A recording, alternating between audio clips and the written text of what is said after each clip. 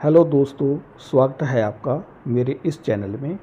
आज हम एक ऐसे व्यक्ति की कहानी लेने जा रहे हैं जो कि अपने परिवार के साथ बहुत दूर दराज के गांव में रहता था। उसके पास घर परिवार था और कुछ ज़मीन जायदाद थी जिसके साथ में उसका गुजारा बहुत अच्छे से हो रहा था। उसका गुजर बसर इस ज़मीन से बहुत आराम से, बहुत आसानी से हो रहा था।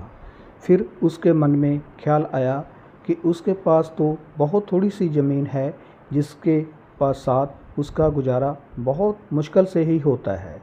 उसको बहुत सारा धन प्राप्त हो और उसके पास बहुत सारा पैसा हो, बहुत सारी ज़मीन जायदाद हो और बहुत बड़े बड़े महल माड़ियों का वो मालिक हो। फिर उठते बैठते इन्हीं बातों का ख्याल उसके मन में आने लगा और हर वक्त वो इन्हीं बातों के बारे में सोचता रहता कि कैसे उसके पास बहुत सारा पैसा आए और वह बहुत बड़े बड़े महलों का मालिक बन जाए। और इसी सोच में उसका दिन रात व्यतीत होने लगा। इन्हीं चीज़ों के बारे में सोचते हुए वो हर वक्त भगवान से इन्हीं चीज़ों को मांगने लगा और उसने निश्चय किया कि उसको भगवान की तपस्या करनी चाहिए और वो भगवान की तपस्या में दिन रात जुटा रहने लगा। उसने कोई भी काम करना बंद कर दिया था और हमेशा इन्हीं चीज़ों के बारे में सोचता रहता था। वो परमात्मा के ध्यान में इतना मग्न हो गया कि सब कुछ भूल गया। हमेशा भगवान से इन्हीं चीज़ों को मांगता रहता और भगवान की पूजा अर्चना करता रहता। और भगवान को एक दिन उस पर बहुत तरस आया और भगवान प्रकट हुए। फिर भगवान उसके सम्मुख प्रकट हुए और बोले कि हे बस, मैं तुम्हारी तपस्या से बहुत खुश हूँ। तुम मांगो, जो भी तुम्हारी इच्छा है वो पूरी होगी और तुम अपनी इच्छा मुझसे मांग सकते हो। फिर वह व्यक्ति बहुत खुश हुआ तो उसने सोचा कि मैं बहुत सारी ज़मीन भगवान से मांग लेता हूँ। और उसने भगवान से बोला कि मुझे बहुत सारी ज़मीन दीजिए और बहुत सारा रुपया पैसा और बहुत सारी महल माड़ियाँ उस ज़मीन में हो, वह सब मेरी हो जाए।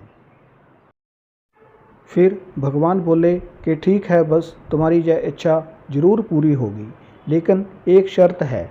तुम सुबह सूरज उगने से चलना शुरू करना और शाम ढलने तक जितनी भी ज़मीन में तुम चल सकते हो वह सब तुम्हारी हो जाएगी। उसमें जितनी भी महल माड़ियाँ होंगी वह सब तुम्हारी हो जाएंगी। उसमें बाग बगीचे सब तुम्हारे होंगे, लेकिन शर्त है कि सुबह चलने से लेकर शाम को वापस आने तक तुम्हें जहाँ से तुम चले थे वापस उसी जगह पर पहुँचना पड़ेगा। और अगर तुम नहीं पहुँच पाए तो तुम्हें तुम्हारी वो इच्छा नहीं पूरी होगी। और अगर तुम वापस उस ज़मीन तक पहुँच जाते हो जहाँ से तुम चले थे, वो सब ज़मीन तुम्हारी हो जाएगी। उसमें जितने भी महल माड़ियाँ, जितने भी बाग बगीचे होंगे वो सब तुम्हारे हो जाएंगे। यह सुनकर वह व्यक्ति बहुत खुश हुआ। उसने सोचा कि मैं सुबह जल्दी चलूँगा और शाम तक बहुत सारी ज़मीन में घूमकर वहाँ बस उसी स्थान पर वापस आ जाऊँगा। फिर वह सब ज़मीन मेरी होगी और उसमें जितने भी बाग बगीचे खेत मेरे होंगे। फिर मैं बहुत अमीर आदमी बन जाऊँगा, इस दुनिया का सबसे अमीर आदमी बन जाऊँगा। और फिर दूसरे दिन सूरज उदय होने पर उसने चलना शुरू कर दिया और उसने अपना खाना और पानी साथ में ले लिया और वो चलने लगा। और चलते चलते उसने काफ़ी देर चलता रहने के बाद उसको भूख लगी। तो उसने देखा कि सूरज काफ़ी ऊपर तक चढ़ आया है, अभी उसको खाना खा लेना चाहिए।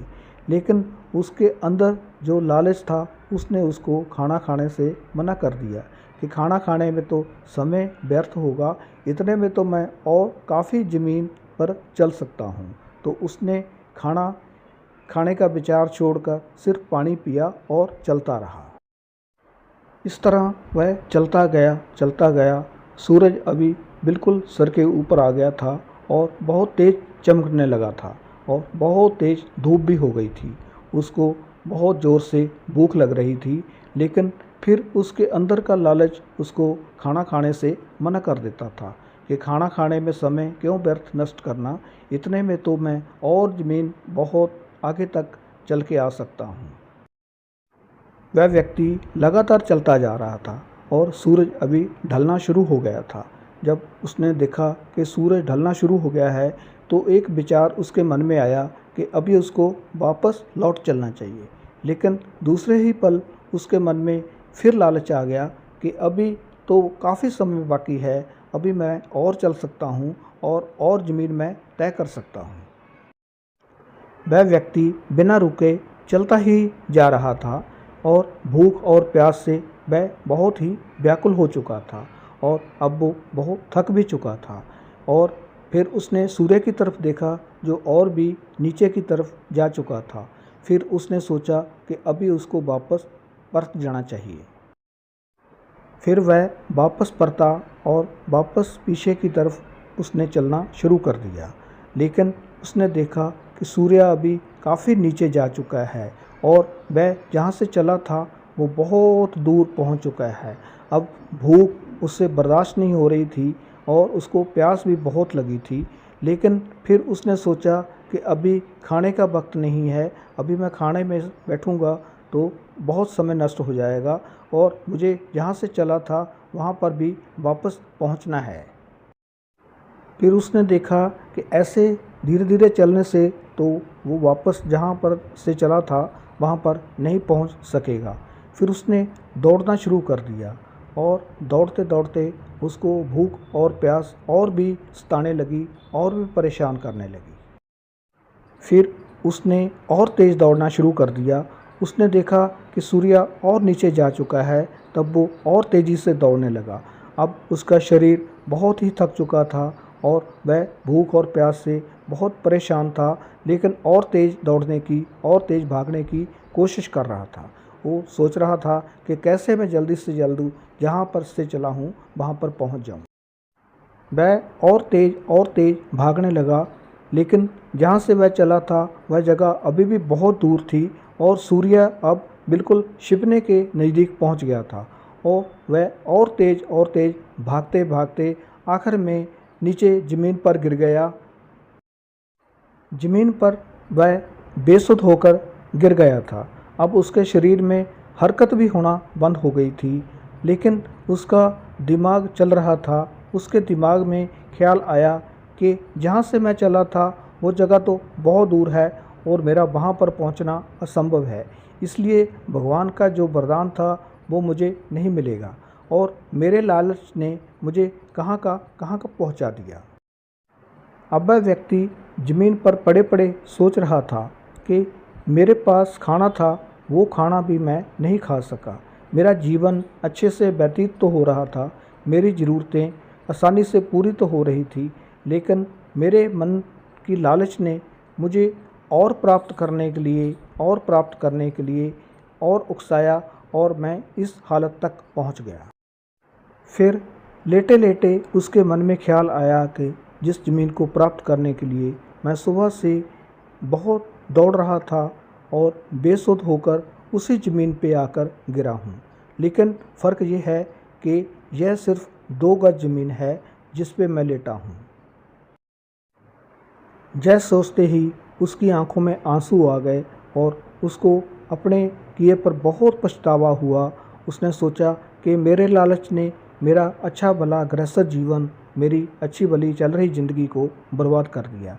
भगवान ने सभी को उतना दिया है जितने में उसका गुजारा हो सके, लेकिन अगर इंसान लालचवश होकर और प्राप्त करने के चक्कर में अपना वर्तमान भूल जाता है तो यह उसकी सबसे बड़ी भूल है। सो दोस्तों, कैसी लगी आपको यह कहानी? उम्मीद करता हूँ कि आपको यह कहानी अच्छी लगी होगी। अगर अच्छी लगी हो तो मेरे इस चैनल को सब्सक्राइब कीजिए, लाइक कीजिए और अपने दोस्तों के साथ शेयर कीजिए। आपका बहुत बहुत धन्यवाद।